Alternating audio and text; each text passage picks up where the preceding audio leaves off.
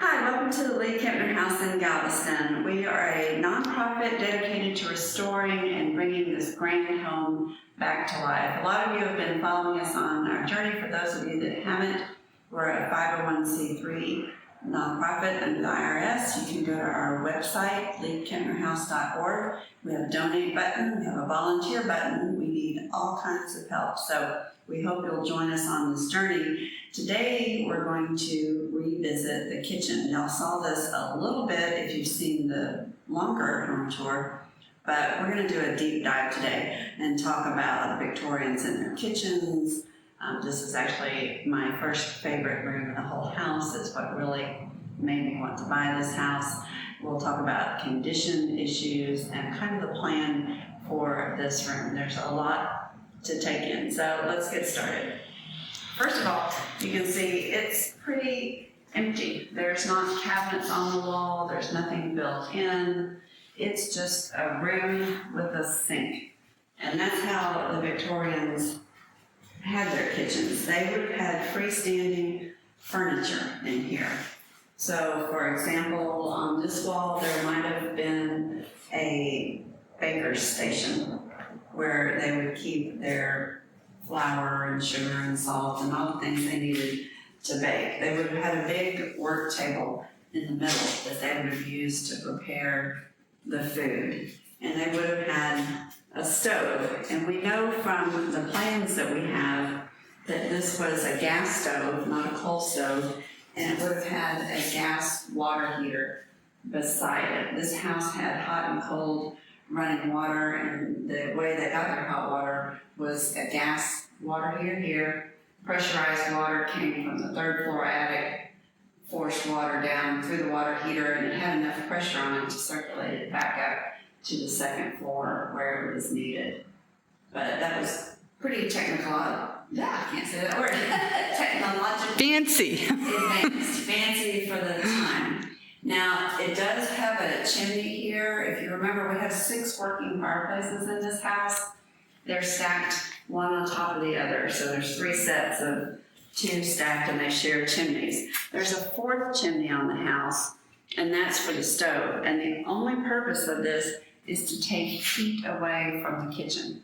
So it wasn't about venting coal smoke or wood smoke. It was just about taking heat out of the kitchen. So it's a pretty big structure just to do that. And it had a second method of taking heat out of the kitchen. And it's one of my favorite features. If you look up, you'll see there's a screen and a vent there. And that vent comes out through the ceiling and I believe connects over into this chimney structure. Again, hot air rises and it would go in and exit the house. So it's passive, it doesn't have a fan or anything pulling it out, but it's just an act of the heat rising. Now, when I first bought this house, it had a hood up here. It was heavily damaged and we took it down. You can see the outline on the wall, what happened to it. We'll go take a look at it. It's stored over in the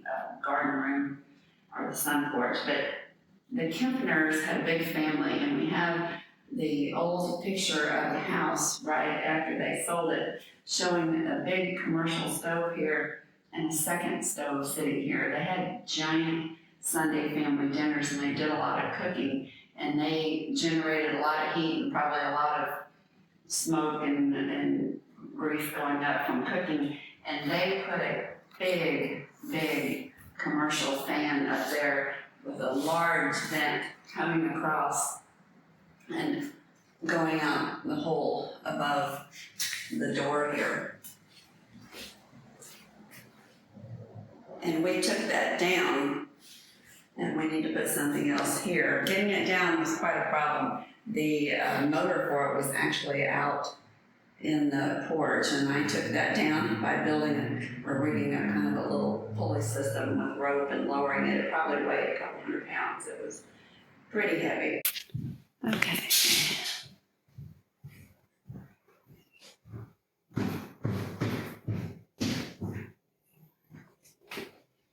But it's gone. We saved the hood, but wanted to restore that. and put it back. It was original to the house. So let's take a break and run over and look at it real quick. So this is the hood that we took down, and you can see it's got some condition issues. And I even went and put my gloves on because it's got some sharp, jagged edges. But this hood would have come up and been continuous. This is where a giant hole was cut to add that ductwork leading out to the fan to suck air out of here. So it's weakened this considerably. It's just sheet metal. It's not copper or anything fancy. You can see the rolled seam here where it went together. Oops. I'm going to flip it over so you can see the underside of it.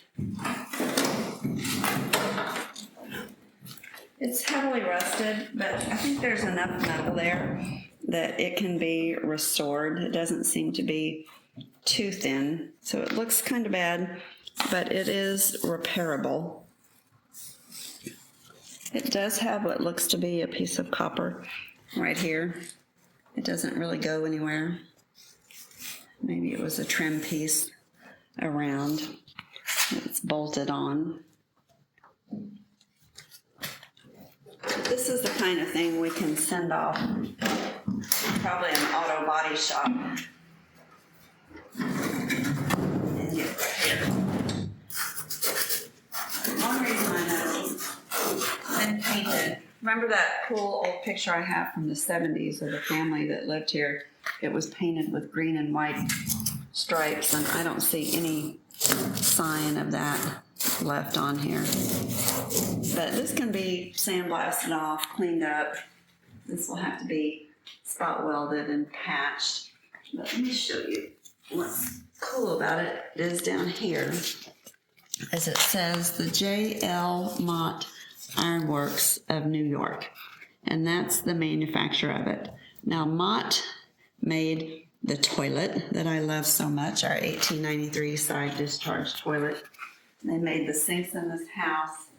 The things that we find that have a manufacturer on it, they almost all say Mott, even those beautiful peach-colored giant ceramic laundry sinks we have are Mott. So they were a big manufacturer. They made stoves, they made heating systems, they made everything connected with the house. They had multiple catalogs. So my guess is, and I think it's a pretty good guess, is that Nicholas Clayton handed the Leagues a catalog and they flipped through and just pointed out what they wanted in the house, or maybe Clayton selected the things for them. But clearly almost everything in the house was ordered from a Mott catalog, probably even the mantles that we have upstairs. But this is quite the mess, but it can be put back. So let's head back in the kitchen. So as I said, the Victorian kitchen was very bare in terms of built-ins. It had an original sink, and this would have been for preparation of the food only. The dishes were probably washed over in the butler's pantry where they would have stored the dishware. It's in pretty good shape. There's a nick or two on it, but I don't think we'll have this refinished.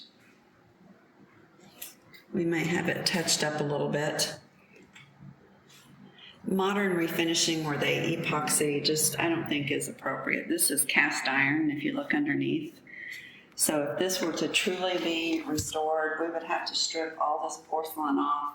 There's one or two places left in the country that will re-porcelain items like this. They're up in the Midwest and they're pretty pricey.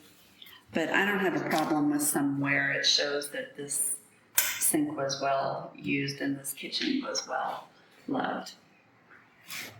Let's talk about the doors. I find this interesting and a little perplexing. The kitchen has two doors. One goes into the servants' hall and one exits into the back porch. And we speculate that this was for deliveries, but if you think of why they would do that, if it was to keep the delivery people from coming into the house, well, once they're in the kitchen, they're in the house, and the door to the rest of the house is just right here. So we're not sure why they had two, but probably for deliveries. They're in great shape. It's still got the hardware. It's very simple compared to the rest of the house. It does have one or two small condition issues, and again, we'll have to replace the glass up there. And that was probably not a working transom above this because it went to the outside, but it could have been. When we get to working on this, we'll have to see if we can find where transom hardware may have been attached to know if that was a working transom or not. What is this little piece of hardware here? I don't know what that little piece of hardware is there. Is there? We can't get the door open. It's caulked from the outside. So it's some kind of a slot. I don't know. If anybody out there knows what that is, give us. But it does have the big bolt Give us because a guess. it's It an has a outside. big bolt there, and it also has where you can lay an iron bar across to keep it from being kicked in. So as big as this house is, there's only two entrances to the outside. There's the porch and the front door. There's no side door. They really didn't need one because they had those big walk-through windows in the study and the dining room. So if they wanted somebody to enter from the side, they could have just opened those windows. So attached to the kitchen,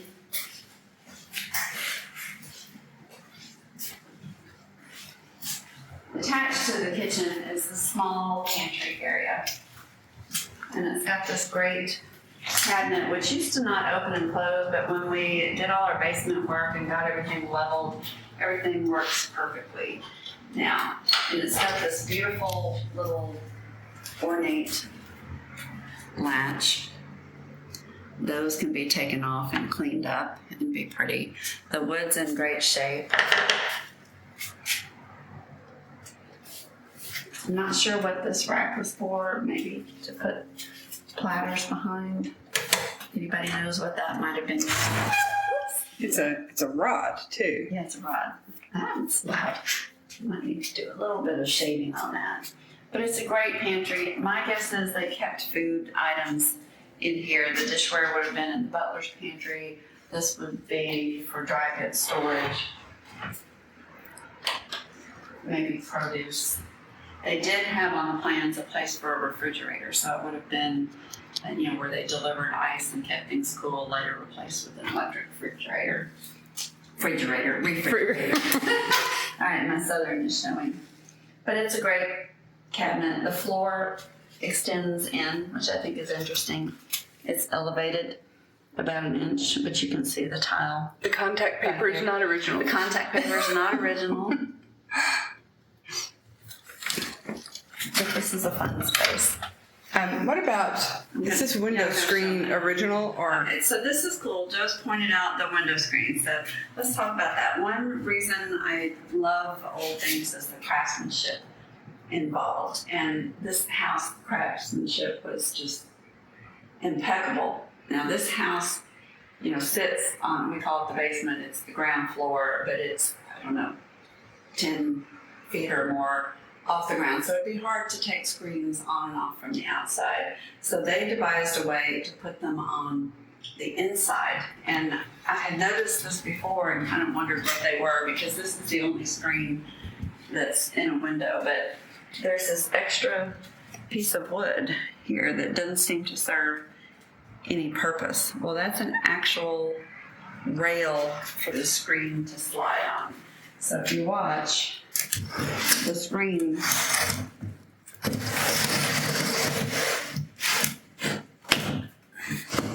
Slide it too high, it'll come off the rail. That's the whole point. Oh, you're taking it off. Oh. That's the whole point. I did not understand the lesson. That's how the screens were made. So there's a groove or a channel down the side. This one's a little damaged. Dirt went in my eye. But they could be taken off. You could open the window, put them back on.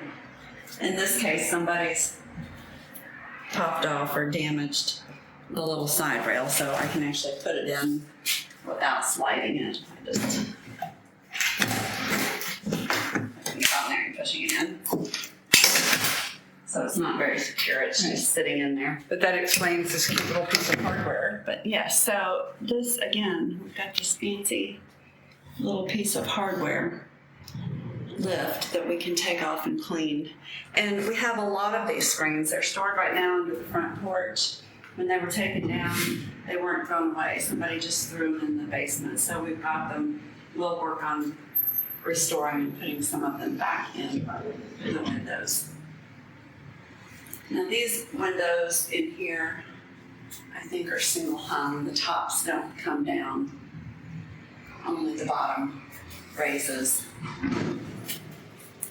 This is a fun little shelf. It's more of a bathroom shelf. Somebody's added a board on the wall, so I don't think this was original. Somebody put this in here later, but it's appropriate for a bathroom, so we'll probably repurpose it and put it back into a bathroom.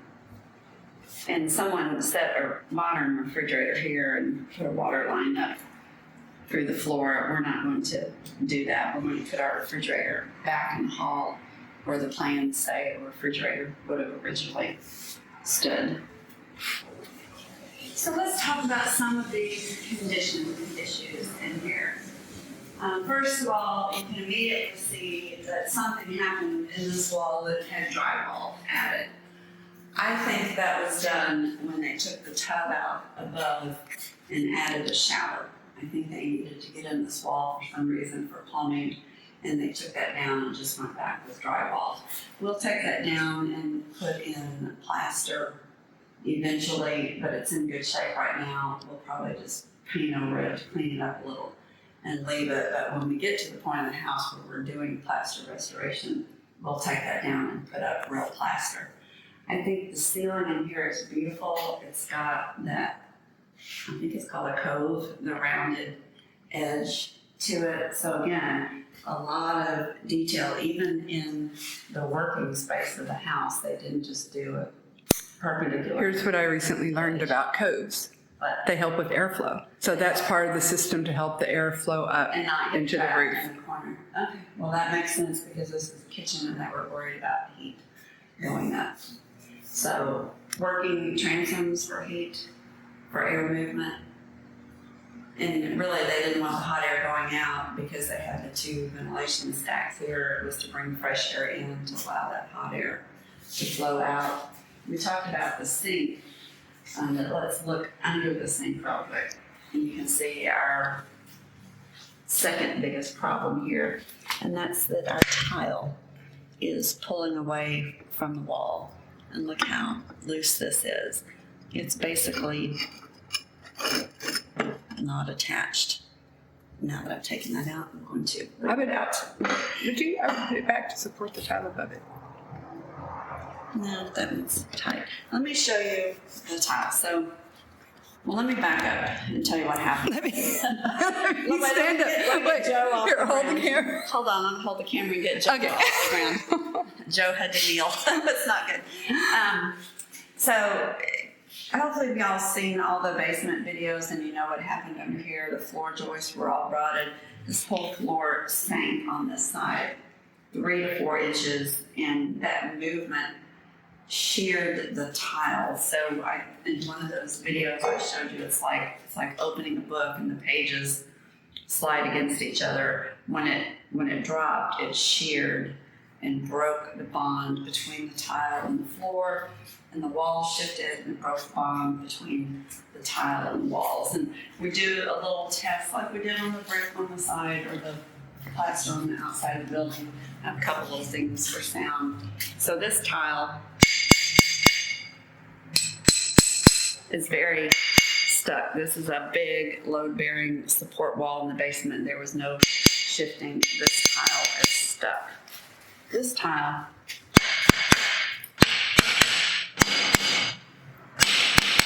not so much. You can really hear the difference. And if you look at the side, you can see there's no bond left between the wall and the tile. So this tile is just free stacked in here, and it's held together with just a little bit of grout. Now you can see it's missing from this wall. Joe and I, very early on, had an exciting day where we decided to take the tile down came up with a genius plan of putting contact paper and removing it. It was a trial run, and we learned a few things. And we learned that We learned not to do it anymore. Joe was up here screaming like this, holding the tile on while we figured out a way to correct our problem. So we haven't done any more, but the fact is that we'll have to remove all of this tile, clean it, and then put it back on the walls. And you can see areas like under the sink, that there's a big problem I can see right now. If you look up here, this tile's sticking out, so there's been movement in this wall, so those are not stuck. So what I'll do is I'm going to take my handy tappers and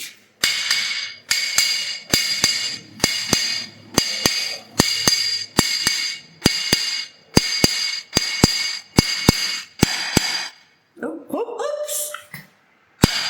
So everything up here seems to be, oops.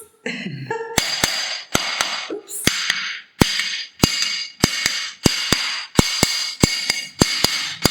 Oops. So we'll just basically do a sound check and go down every tile, every wall.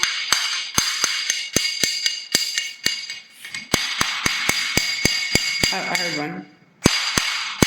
Oops. Oops. Oops. So that's what the contact paper's for. This was our method that we came up with.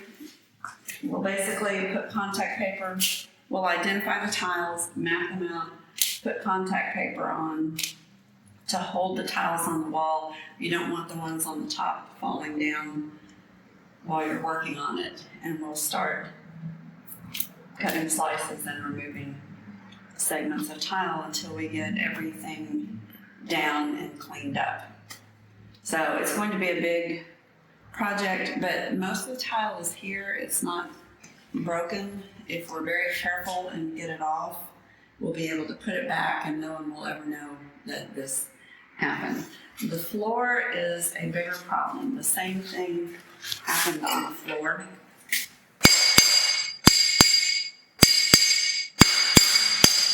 You can hear the difference.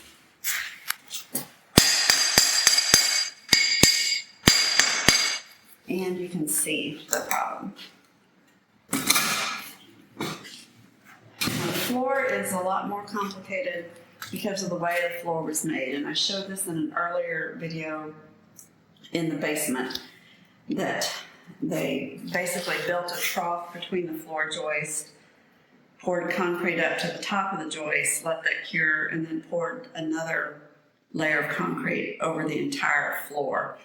Underneath this concrete, that first layer is gone. That fell out when we did the joist replacement. So there's nothing supporting this concrete. And because it's cracked, it could fail and fall through the joist at any time. So we don't want to walk on that. And actually, there's issues with all the floor in this area. And you've seen before where somebody cut a hole for air conditioning vent and took out a double joist. So everything's Here, if I do this, can you see that on the floor? not really, because it's already fallen off. Yeah. So you can see where the floor isn't. You can see where it's not. I don't know. Let me see. Hold on. No, you can see this is just at the level of the top of the joist. The supporting piece below is gone.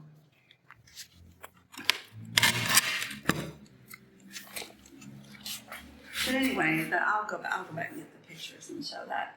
Anyway, the floor is a big problem. The wall is very cosmetic. We can clean it, put some clear contact paper on the worst spots, and let it sit for years before we have to address it. The floor is another issue because there's a safety issue concerned, and there's a critical path issue. We want to put the apartment below this so that we can have income to help with our rehabilitation efforts on the house. But to do that, it needs a ceiling. And before we put the ceiling on, we have to repair the floor because we need the access from the basement to get to it. So there's a set order of things that have to be done. So we can't have that apartment until we figure out a fix for this kitchen area and get this floor resolved. So it becomes something that's really important to do. And taking this tile up, I worked on it for several hours. You would think if it's not stuck down, it would be easy to get up. And saving everything, it is not so easy to get up. What happens is it's so tightly packed and there is grout in there that these edges can chip if you're not careful. And this tile is $40 a square foot. It would have to be color matched and made. There is a company in Arkansas that does it, but it would be very expensive to replace these tiles. So the problem with them is because they're hexagon shaped, that they don't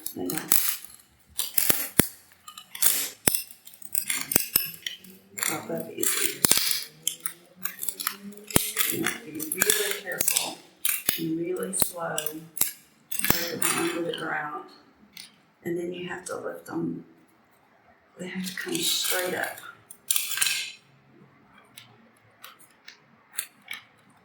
You can't have them bind against each other. So I actually need a smaller tool that I can get under and lift them straight up and out to not break an edge. So it's a very labor-intensive and slow process, but the tiles are cool. If you can see, they're colored all the way through. So just like a hardwood floor, these floors can be refinished to their original color by very, very fine grinding. We probably won't do that, but since we're taking them up, we probably will get a polishing stone and clean them up just a little bit to get some of the years of grime out of the pores.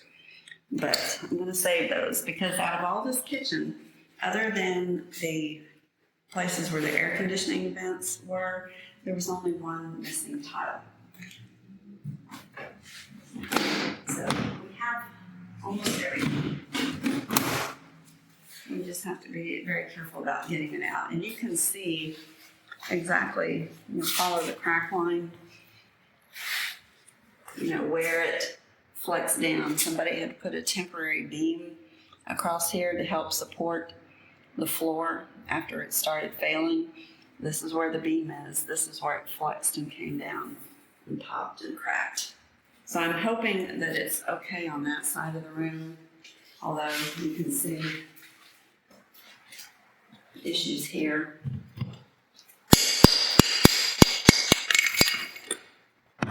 So I don't know. This is a big, big nightmare. So you can see that this kitchen has a lot of work to be done. It's tedious. I don't think it's going to be horribly expensive because it's a lot of very slow, manual, careful labor that volunteers can do to get all this tile up, cleaned and stored. And we'll have to get a new floor down and have it relaid, but it's not complicated. Again, it's just tedious and slow and meticulous. But I'm so excited to be able to do that. This kitchen is the thing that sold me on the house. Well, a lot of things sold me on the house, but I knew I was a goner when I stepped in here and saw this, because you just don't see Victorian kitchens that haven't been remodeled. This house is 130 years old now, and no one's come in and gutted this out and built cabinets, put in a dishwasher, hung upper cabinets. It's just like the day it was built, and that is such a rare find, and it's one of those things that makes this house so unique and special, and the reason why we're so committed to saving it. One last condition issue is not unique to this kitchen. It's the same that we've seen everywhere, and that's that the lintels over the windows were rotted and drawn and had to be replaced with new steel lintels. You can see the trim is missing, but we saved it. It just needs to be cleaned and go back. There is a slight condition issue with this windowsill. I don't know how it got broken out, but there's a big chunk broken and missing. But the nice thing is it's here, and we can trim it up and put it back and glue this all up and fill those holes and keep the original wood without having to take all of this out. The shutters, you can see, have some condition issues. This takes full sun all morning long. It's pretty brutal. I especially love the 1970s window decals up here. Those might have to stay, actually, at least in one window, because I think they're fun. And they kind of match the contact paper in Butler's pantry. Did the locksmith come? This is why you bake your City Cruise cookies and bring them drinks. They're always extra nice.